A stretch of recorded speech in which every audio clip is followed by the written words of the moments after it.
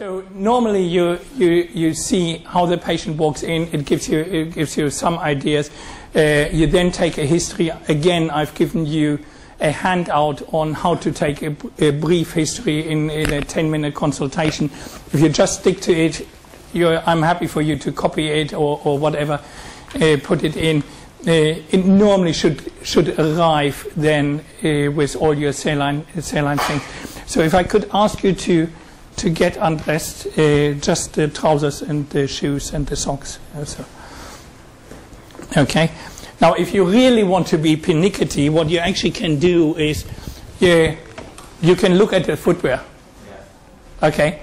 So the wear of the heel and the foot already shows you whether one patient is the way they walk, and also sort of whether they favor one leg over the other. Okay. Then while you got the patient, no, it's fine. While you got the patient standing, just look at the overall alignment. I've said to him, to Vijay, that he doesn't need to take off his shirt, but look whether there is any spinal deformity, whether there is any scoliosis, whether there is any pelvic tilt. Okay, just go around, look at the patient, see, is there any muscle wasting, is there any malalignment, are there any scars? Okay, now we've got a couple of very special tests, and it's just sometimes easier to deviate from the norm, because the patient is actually standing in front of you. So what you can do is you can do what's called a Trendelenburg test. Trendelenburg test is basically testing your abductors on the standing leg. Okay, so if I've got an abductor weakness on my left leg, I would tilt my pelvis. I wouldn't be able to hold it square. Okay, it always confuses people. Just think that you are testing the leg that you are standing on, or that the patient is standing on.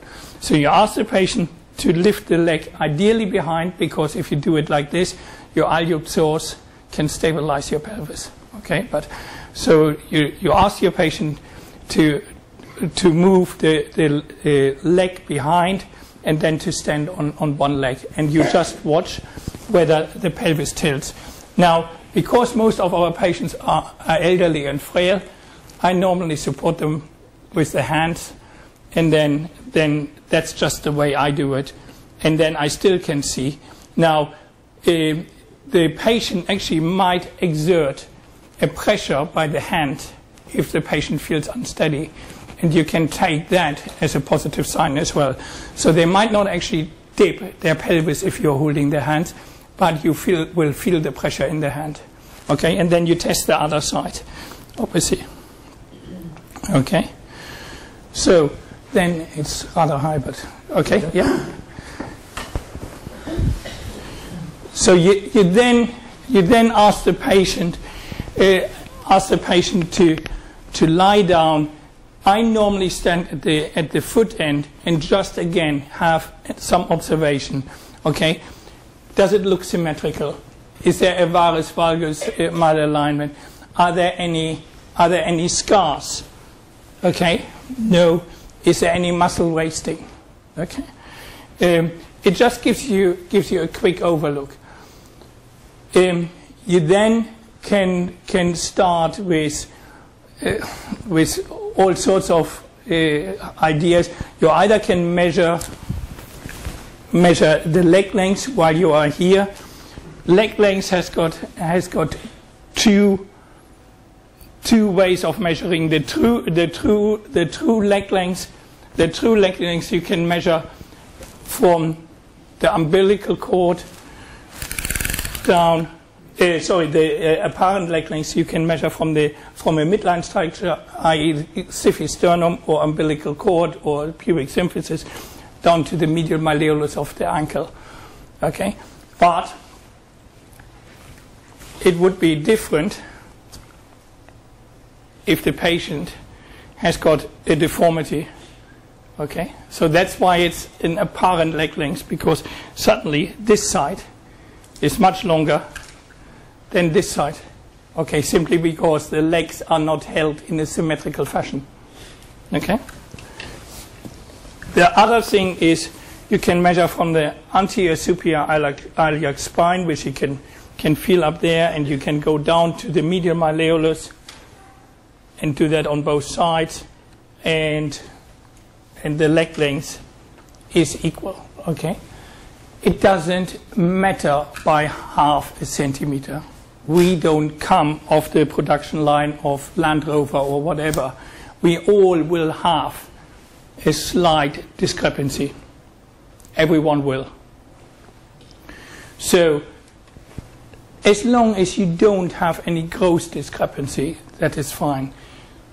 Saying that after a total hip replacement, it's terribly difficult to actually judge leg length while the patient is on the operating table. I'm just digressing a little bit, because you obviously have cut the neck and taken the ball out. So to actually get the leg length all right is terribly difficult for us, because you've got very little room to judge on the table while the patient is lying on the side whether you got it right. So as a ballpark figure, it's normally said that if you are within 1 centimeter, you are doing all right. And again, as a ballpark figure, a leg length discrepancy of 1 centimeter, you normally, if your spine is still mobile, you normally can compensate. If it's bigger, then a patient can have either some insoles or raised heels, okay, which they can go to the cobblers. Okay. Again, when you do leg length, even on true leg length, you need to put the leg in the identical position. So if this patient had a fixed flexion deformity of the knee on one side, then obviously me measuring from here down to there will be completely different to there. So I need to bring the leg into the same position in order to have some form of understanding. Okay. Examination in itself, we normally start, or I normally start with internal external rotation with the leg extended. Okay, it already gives me a high index of suspicion, especially for let's call the common things hip osteoarthritis. Okay, because the first thing what goes is your internal rotation. Okay, it's one of the things which will go first on any patient with osteoarthritis of the hip. Okay, you throughout your life, external rotation is the last thing. You still can tie your shoes because you're constantly externally rotating. You've got more range of freedom, but it's the internal rotation which goes first. So I do that as a quick screening test to just see, okay, can the patient internally rotate? How is the external rotation? Then I bring the leg up, just relax, all the way into full flexion. Okay, now there is so much written in the books about active and passive movement. Okay, what I do and what most of us do is an active assisted. You just say, can I move or can you move your hip and flex it up, and you help the patient, but you actually can you actually can feel whether the patient is helping you or not, and whether there is any resistance. So you can take it as a true movement. While you are there, again, you can move with the foot in, but the hip is actually going out, so that's external rotation, always very confusing as well, and opposite, internal rotation, okay, at 90 degrees. And once again, it gives you an indication of what is happening. Sometimes what you also will see is that if I move this up, the opposite leg will come up. That test is called Thomas's test, and basically what happens, it's a fixed flexion deformity of the hip.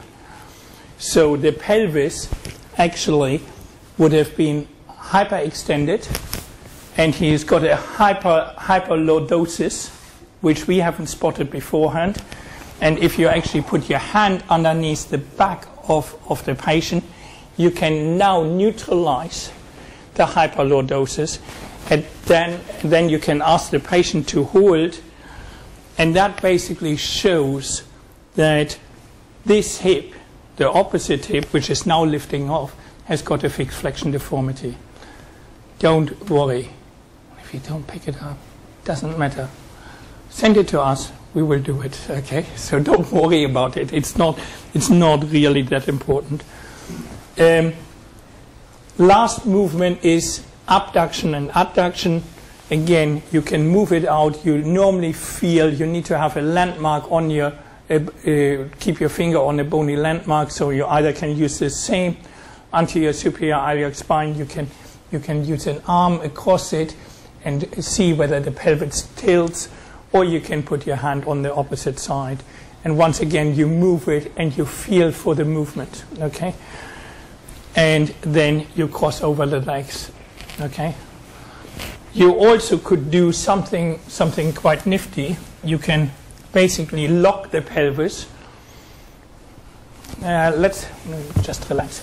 Let's do something else. Let's ask you a trick question. How much of abduction have I got in my right leg? Okay, I want figures.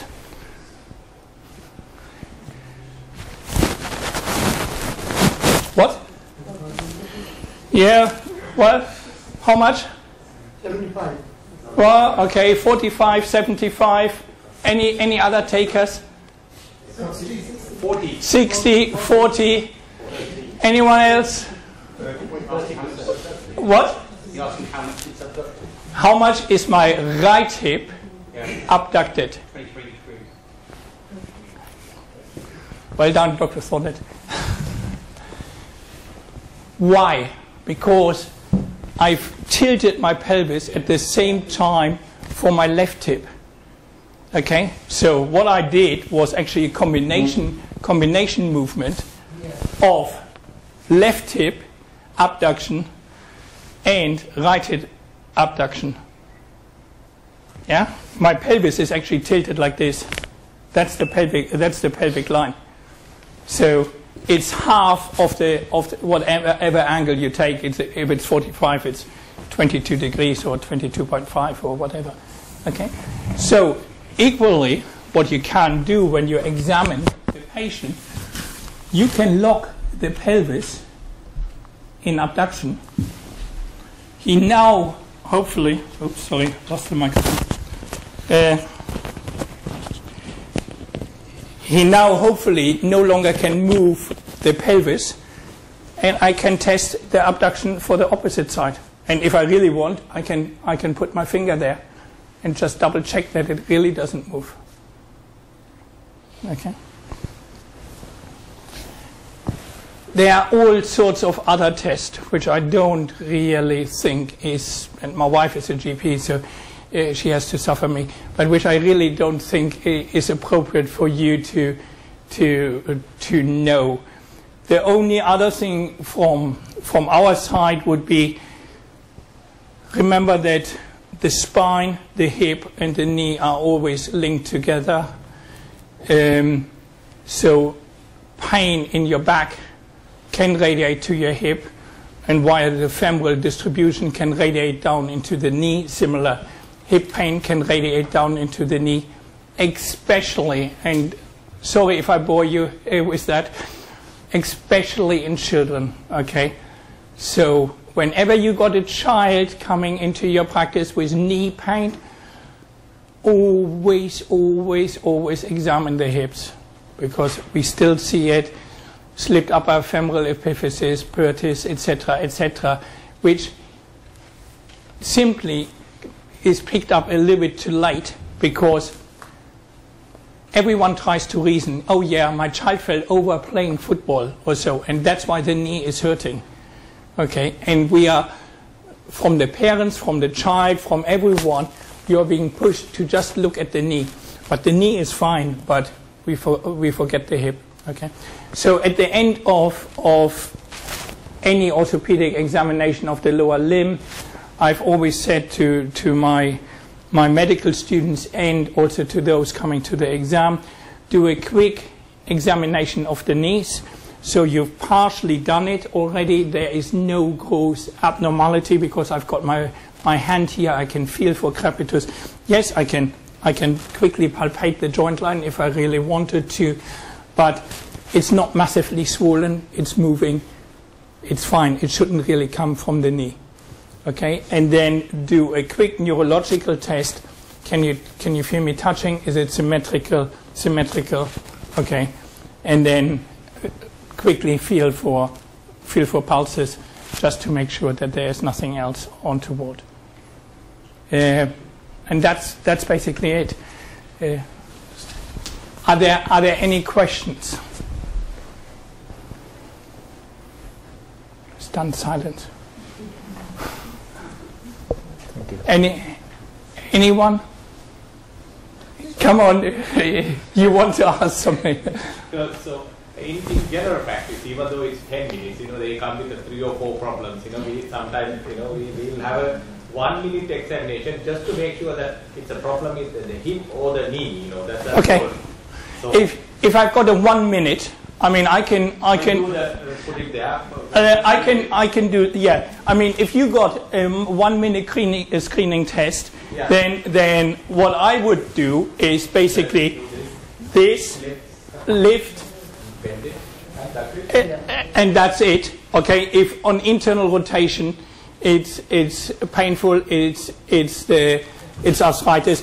The thing what I haven't mentioned is just feel over the greater trochanter for trochanteric bursitis.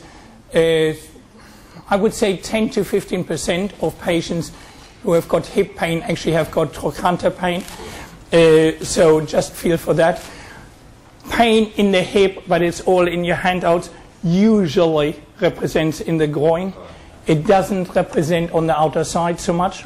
Okay, so ask them specifically, where is the pain?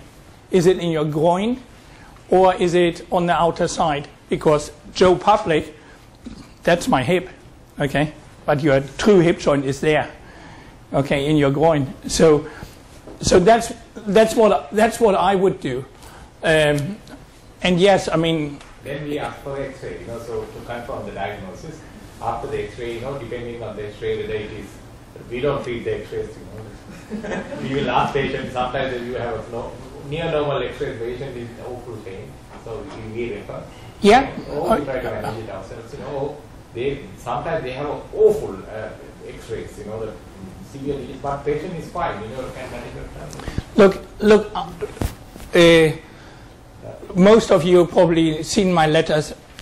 I don't treat an X-ray either, okay? If a patient, I've got severe degenerative hips or knees or whatever joints of an 80-year-old, as long as you are fine, that's fine. Take your tablets and we can see you again in half a year's time.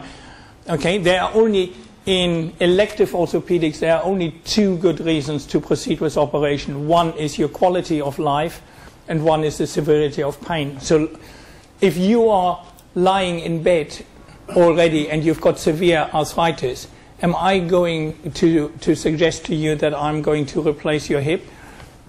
Probably not, unless your pain is so severe, okay? But your quality of life, if you hardly mobilize out of bed, why should I subject you to a potentially harmful operation with severe consequences, okay?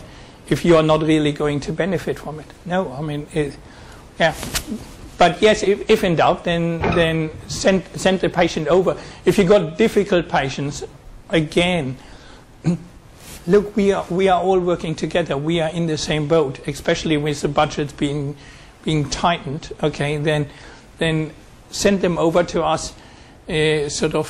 We can read between the lines if you word it appropriately, and we can say, okay, fine, because I hear it all the time from my wife, this difficult patient, and he really insisted, and he wants to see a specialist, okay? Okay, he doesn't take it from me. I said, okay, so, okay. Yeah? Can you give me a 1 or 2 minute idiot's guide to who, when, and how to recognise slip femoral epiphysis?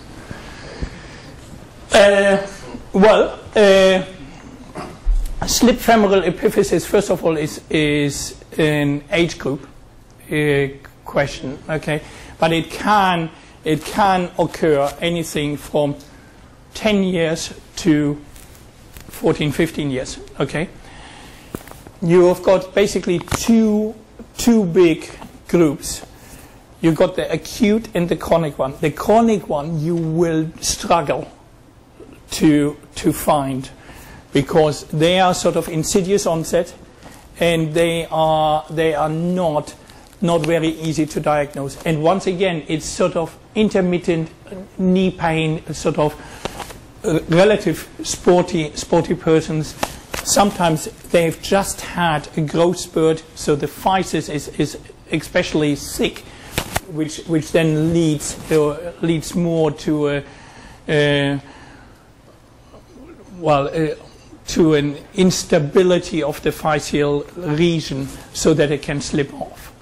On examination, what you normally find is that they tend to go automatically into a figure of 4, okay? Because it's, unfortunately we haven't got a skeleton. But if you imagine that is my femoral head and hip on the left hand side, where it slips off posterior medially, okay? So it brings your hip automatically, if you flex it, it brings your hip into an external rotation, and in severe slips then you will see the figure of 4.